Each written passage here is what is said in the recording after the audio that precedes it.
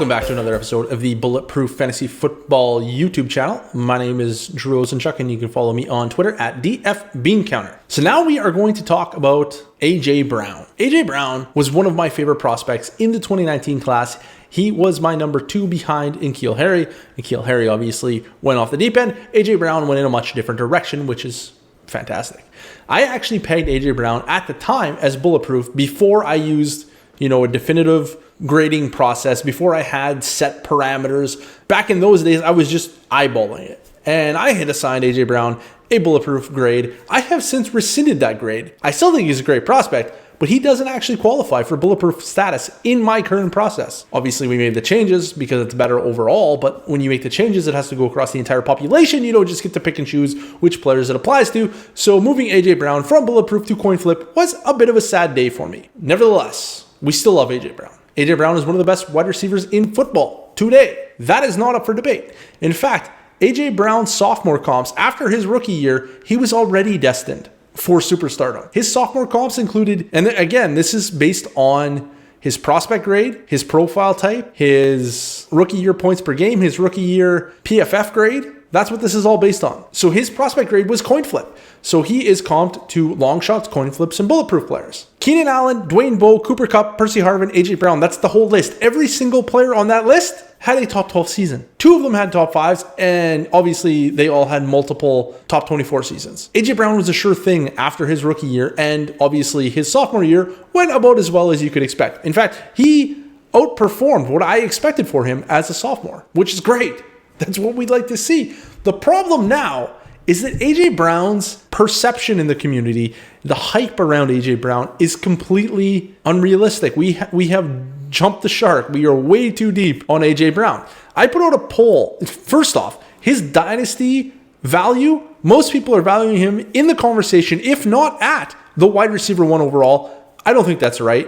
I put out a poll earlier this week and I said, where does A.J. Brown finish in fantasy football this year? So in 2021, there was 4 options. Wide receiver 1 overall, top 5, wide receiver 1, wide receiver 2. Wide receiver 1 overall received 10.7% of the votes, and I am completely bewildered. These are clearly people that did not look at projections. Top 5 received 51.5% of the vote. These are people that are, I don't know if they're looking at projections, but they're doing something weird if they are. And then we have 31% of the vote saying wide receiver 1. So I'm assuming these people said, wide receiver 6 to 12, back end wide receiver 1. And then we get 6.8% of the vote giving him a wide receiver 2 projection. I don't think that's all that bad. I think that's pretty reasonable. Somewhere in that wide receiver 1-2 range. I believe he's going to be a back end wide receiver 1 or a high end wide receiver 2 in 2021 and into perpetuity until the Tennessee Titans change everything. So let's talk about why that is, because we have 62.2% of the population saying A.J. Brown's going to be a top 5 wide receiver, and I just can't get behind that at all. So A.J. Brown's target share,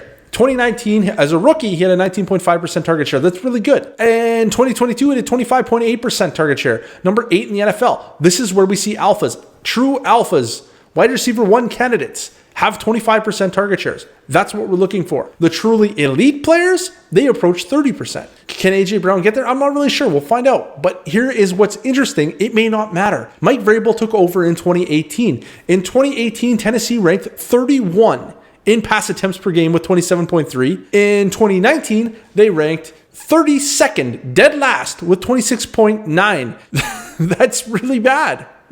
That is really, really, really, really bad. So 2020 came around and they actually jumped all the way to 30th with 30.1 attempts per game. Not so bad. That's a lot better than the 2 preceding years. All of these stats are from teamrankings.com. So I guess what I'm trying to say is over the past 3 years, this is the Mike Vrabel era in Tennessee, they have averaged 28.1 attempts per game, which isn't very good. That's 450 attempts for the season. And then this year, they let Corey Davis and Jonnu Smith walk, replacing them with, a water boy and a towel boy. It doesn't really matter. They didn't replace them with anything worthwhile. This, in my opinion, is not a team gearing up to chuck the ball all over the field. This is a team that is going to rely on Derrick Henry perhaps more than ever. And they're probably not going to be as efficient because they don't have Corey Davis and Jonnu Smith making efficient plays like they did last year. Now it's just A.J. Brown and a bunch of nobodies who are probably not going to be very good at football because they're not very good at football. So really, this is just a terrifying situation for a wide receiver to be in my opinion. A lot of folks are looking at this and saying, ooh, target vacuum. And I'm thinking, yeah, probably target vacuum. But the problem is there's not that much to vacuum. The pie is so small that it just doesn't matter. If you just take A.J. Brown's 25.8% target share from last year and apply it to the average attempts over the past 3 years, that's 450 times 25.8% is 116 targets. That is not making anyone a top 5 wide receiver. I don't care who it is. Well, I might have to double check that. Tyreek Hill might have been in that range at one point. But it's very unlikely to make anyone a top 5 wide receiver with 116 targets. If you bump him to 30%, he gets to 135 targets. That's back end wide receiver 1 numbers. That's not league winning top 5 wide receiver 1 numbers. That's not close to top 5 wide receiver 1 numbers. We're looking for 150 plus targets. This is very concerning to me for A.J. Brown. Here is a complete list of players with a 29% plus target share. I actually knocked it down to 29% because there's so few that actually hit 30%.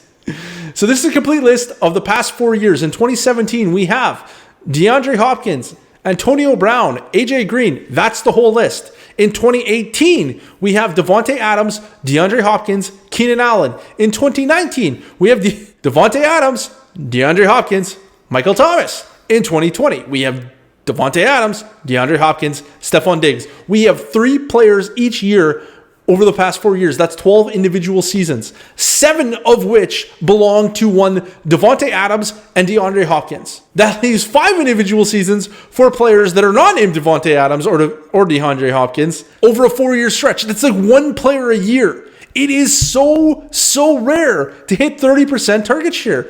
It's just, if I had to bet on which player that isn't Adams or Hopkins that's going to hit a 30% target share, it might be A.J. Brown, but there are so many other wide receivers that it could be. And maybe there'll be a whole bunch this year. Who knows? Who knows? Anything is possible. It's just unlikely. That's where the problem comes from. And if you're not getting top 5 type volume, you're probably not getting top 5 type production. And top 5 production at the wide receiver position is basically all that we care about. If you look at the average points per game for top 5 wide receiver from 2018, 19, and 2020, the average is 20.48 points per game. The average wide receiver 2 over the same period is 15.45 points per game. That is a difference of 5.03 points per game. That's pretty substantial-ish. If you look at the difference between a wide receiver 2, an average wide receiver 2, and an average wide receiver 5, it's 5.18 points per game. The difference between top 5 and wide receiver 2 is the same difference from wide receiver 2 to wide receiver 5. If we aren't getting top 5, it doesn't really matter. After that, it's all kind of the same. Wide receiver 2, 3, they're basically all the same. Back end wide receiver 1, wide receiver 2, basically all the same. There isn't a lot to be gained here. We need top 5 wide receiver production. We need top 5 wide receiver production. If you don't get it, you're probably not getting the advantage that you're expecting. And A.J. Brown does not have that in his range of outcomes. There needs to be a seismic philosophical change in the Tennessee Titans organization. They have been run first for years. It extends way before the Mike Vrabel era. There is going to have to be an organizational shift. This is something that, and honestly, it doesn't appear to be coming because they let their good players leave and didn't replace them with anyone of consequence. They could have drafted a wide receiver in the first round. They could have drafted a wide receiver in the second round. They did neither. They replaced Corey Davis, one of the top wide receivers in football last year, according to, things like yards per route run or PFF grade, with a guy who barely got on the field in LA, Josh Reynolds. That ain't going to cut it. This team is not a high volume offense. They're not even close. They're a bottom of the bucket offense. A.J. Brown is going to have an enormous target share, like 35%, to get into that 150 plus target range where he can actually make a difference. It's just not going to happen. I'm sorry.